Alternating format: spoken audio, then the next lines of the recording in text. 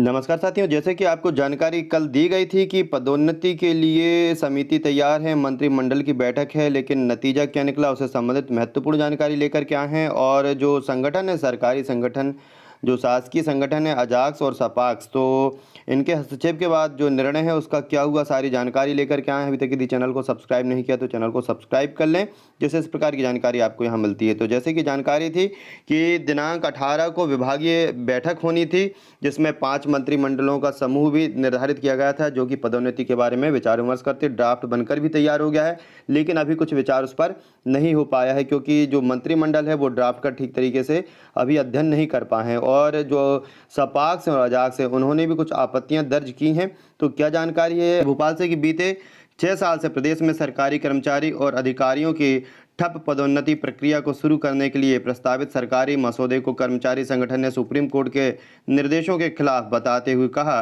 कि अगर मौजूदा मसौदे के अनुसार पदोन्नति दी जाएगी तो सारे भागों में उच्च पदों पर सिर्फ आरक्षितों का ही प्रमोशन होगा। तो ये कहना है सपाक्स का कि जो मसौदा तैयार किया गया है, सपाक्स का कहना है कि वैसे जो आरक्षण दिया जाता है नौकरी में एक ही बार मिलना चाहिए, और यदि नौकरी मिलते समय आरक्षण मिल गया है तो फिर पदोन्नति के समय वरिष्ठता को देखते हुए और योग्यता को देखते हुए आरक्षण लागू करना चाहिए। और यदि पदोन्नति में भी आरक्षण लागू कर दिया जाएगा तो आरक्षण का दोहरा लाभ मिलेगा, और जिससे जो अनारक्षित पद हैं वो कभी भी प्रमोशन को नहीं प्राप्त कर सकेंगे। ये कहना है सपाक्स का।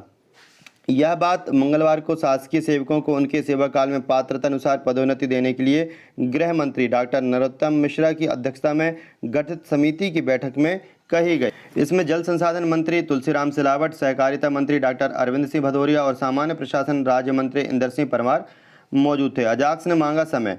अजाक्स अध्यक्ष जैन कंसोटिया ने सरकारी ड्राफ्ट के अध्ययन के लिए समय मांगा। ऐसे में अगली मीटिंग दीपावली के बाद होगी। अब तक 2 समितियां बनी। पदोन्नति के लिए अब तक 2 समितियां बन चुकी हैं। कमलनाथ सरकार ने 9 दिसंबर 2020 को समिति बनाई, जिसको 15 जनवरी 2021 तक अपनी अनुशंसा देनी थी। दूसरी समिति शिवराज सरकार ने 13 सितंबर 2021 को बनाई, लेकिन अभी तक नतीजा नहीं मिला। तो जो सपाक्स ने मुख्य आपत्तियां दर्ज की हैं वो देख लेते हैं कि 2016 में हाईकोर्ट जबलपुर ने पदोन्नति नियम 2000 था उसको पेश कर दिया था।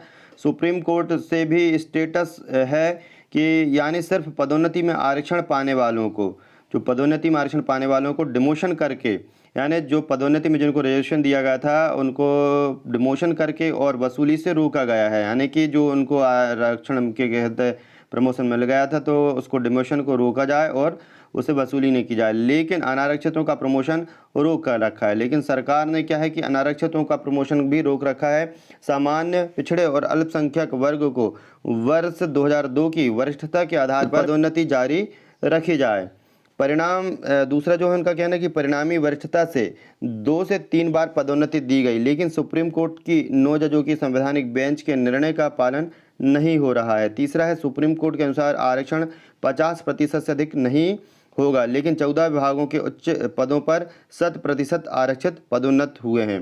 तो इस प्रकार सपाक्स का कहना है, और सपाक्स का यह कहना है कि यदि एक बार आरक्षण का लाभ दे दिया जाए तो उसे दोबारा नहीं देना चाहिए, और जब एक ही संवर्ग में कोई अधिकारी कर्मचारी हो जाते हैं तो वे समान हो जाते हैं। उसके बाद केवल वहां पर वरिष्ठता और योग्यता को देखते हुए पदोन्नति दी जानी चाहिए, ऐसा सपाक्स का कहना है। और ड्राफ्ट बनकर तैयार हुआ है, लेकिन अभी उसको पूर्ण भांति से जो है अध्ययन नहीं किया गया है विभागों द्वारा और मंत्रिमंडल द्वारा। तो इसके ऊपर से दीपावली के बाद फिर एक बैठक होगी और उसके बाद पदोन्नति पर निर्णय लिया जाएगा। तो जो भी अपडेट होगी वो आपको इसी चैनल पर उपलब्ध होगी। अभी तक यदि चैनल को सब्सक्राइब नहीं किया है तो चैनल को सब्सक्राइब कर लें, वीडियो को लाइक शेयर करना ना भूलें, जैसे इस प्रकार की जानकारी आपके यहाँ पर मिलती रहती है। धन्यवाद।